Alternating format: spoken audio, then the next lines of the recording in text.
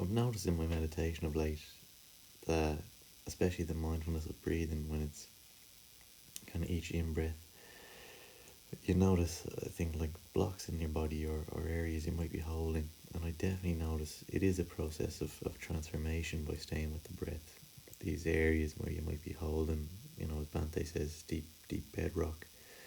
What I do is almost imagine, okay, there's like rocks here, kind of blocks in my body, almost energy lines. And what I do is, rather than fight it, just imagine, okay, let's really just imagine I'm breathing in even more blocks and more rock, and it tends to then transform. It's almost like the water gets through, and those channels are unblocked.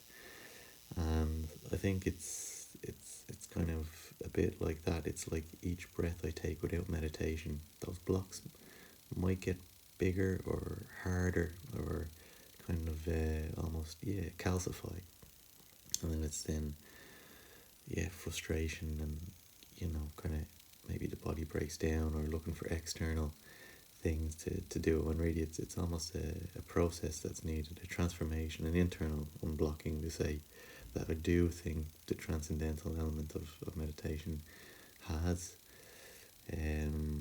definitely noticed that effect in my body. It's subtle, and these are just my ideas and ruminations and thoughts and experiences, physical experience, felt sensation.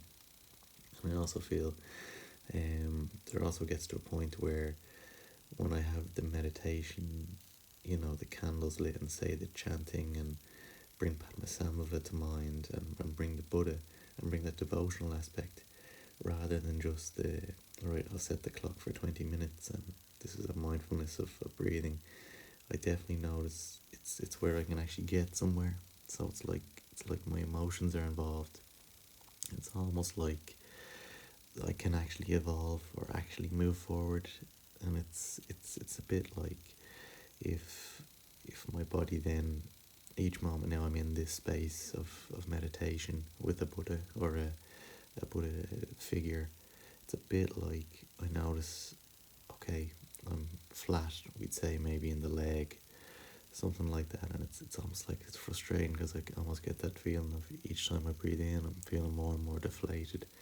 But then there's a being there, maybe Padmasambhava. I suppose it's almost as if I can look at decisions I've made or a way I'd lived in the past, and how my day unfolded before having a devotional or a spiritual aspect to my meditation, and look at it now and look at, be surprised at maybe the decisions I've making, or the path I'm leading, the life I'm leading. But I think it's almost as if that Buddha nature gets in, and there's almost an evolution or a coming together of wills, that seems to play out. And again, kind of helps me to make sense of the difference between secular mindfulness and more devotional mindfulness, or religious mindfulness, whatever you want to call it. But again, just my ruminations and ideas, and these illustrations help me to make sense of my experience. But if you have questions, definitely head down to someone more experienced. Really, I would say head down to a teacher in the Dublin Buddhist Centre, if you're curious for more.